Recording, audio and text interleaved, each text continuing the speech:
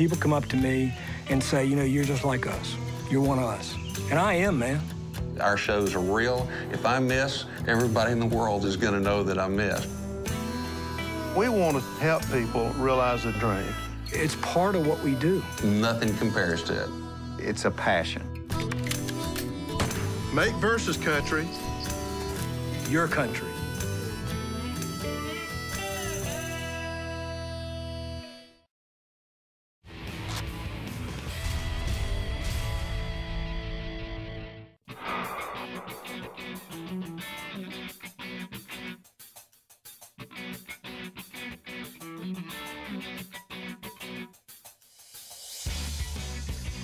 This is the one spot where I have a very good chance of coming face to face with the buck of my dreams.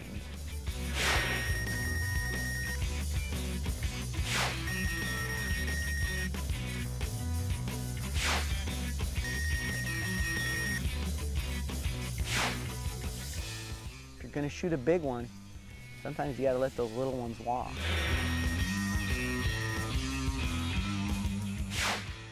Today, Mark's hunting a region of Illinois affectionately referred to by whitetail fanatics as the Golden Triangle.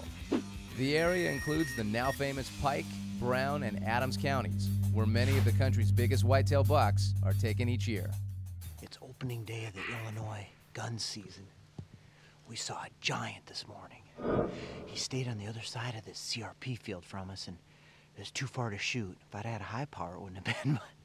We got shotguns and muzzle loaders. That's what you gotta hunt with in Illinois. My good friend Mike Pavlik, he gave me this field to hunt, and he said I could stay here and work it however I wanted to. Usually, you like to sit, and I do. I'm a sitter. I'm patient. But this buck has got a hot doe, and he went up into some thick bedding cover where I've been bow hunting before, and I know it's thick and good cover. We're gonna use this creek bottom, get around. We're out of sight. We're below the bank. We shouldn't spook any deer. Get around, we'll come up on the edge of the CRP, and we'll try to get in. There's shots all over. And we'll try to get in within a couple hundred yards of that bedding cover, and hopefully he'll get that hot doe up and moving again. We didn't see that buck in here. I didn't want to push in too far because there's just not enough cover noise. It's too noisy. I was just hoping the hot doe, there'd be several bucks around chasing them. We'd catch them on the fringe here. Since they're not up running right now, we're about an hour before the real activity starts in the afternoon. We're going back to another setup along a field edge and watch there. And this is a field where this buck easily, if he's where I think he is, could drop down, show up at the edge right at dark. There's something in the soil here because there used to be a lot of strip mines and coal mines and oil, and there's a lot of natural mineral licks and stuff like that. I mean, there's corn and soybeans, you know, everywhere in the area, but I think it's just that. There's a lot of white oaks, a lot of acorn.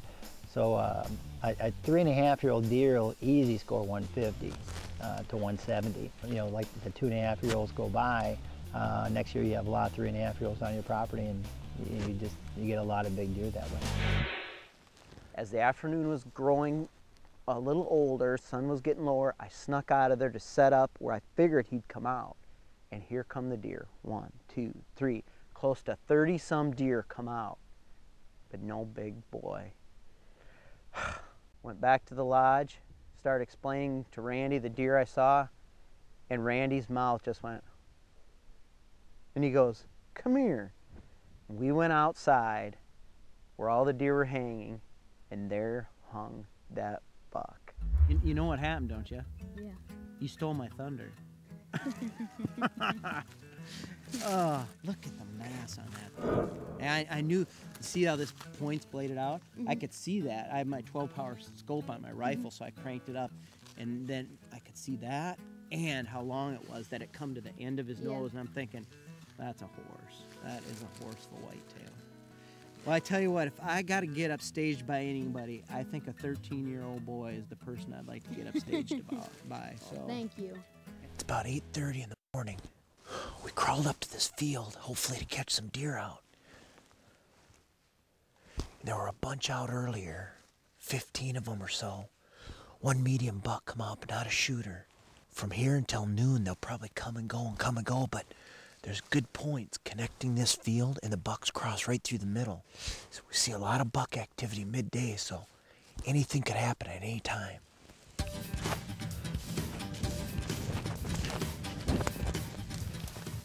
You couldn't find a more difficult hunt than Illinois. Not because there aren't deer, it's because they only give you 3 days. Oh man, 3 days to pick out the buck of your dreams. And you've got to use a primitive weapon. 3 days, oh, that is a heart jerker. And it gives you, and it shouldn't, but it gives you a little bit of stress because you only got those 3 days to shop through all these bucks and hopefully come up with the one you want to take home.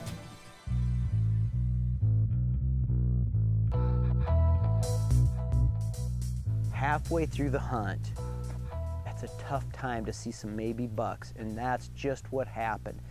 We had still hunted to the edge of this beautiful green field, and I thought, now's the time to set up and watch. So I picked out a little corner along the woods, set up, and the deer started coming out. And here come a nice buck. I looked at him though, and I could tell right away he was a 2.5-year-old deer, and my heart just said, God, don't shoot a 2.5-year-old, you know, you still got another day ahead of you. So I passed. And right behind him, coming 3.5-year-old.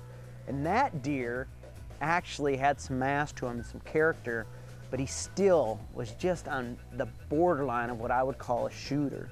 So I bit my lip, pulled my finger away from the trigger, and let him walk.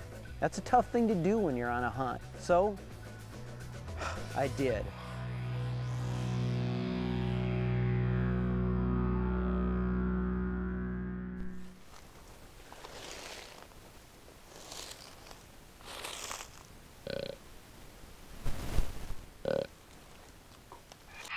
You know, a lot of times you've got no other possible route except to go through the leaves. So make yourself sound like a deer. When I'm going through the leaves, I walk slower and I try to tiptoe or walk lightly to make it sound like a deer. Deer make noise when they're going through the woods. They're not quiet, especially when they're chasing does. And I also use a grunt tube. Make myself sound like another rutting buck coming into an area. That'll make the buck think that my noise is actually a buck coming. That's a good way to get around, and the deer won't know until it's too late. Hopefully, anyway.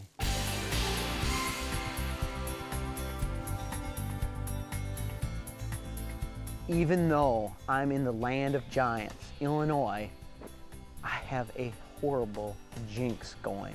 And I've passed up some good bucks, some deer I kind of kick myself in the rump now for that I shouldn't have passed up. But when you're in this type of country, in any minute, that 160, 170 can come around the tree. So I have to eat my tag a lot. But I still am gonna keep coming back here regardless.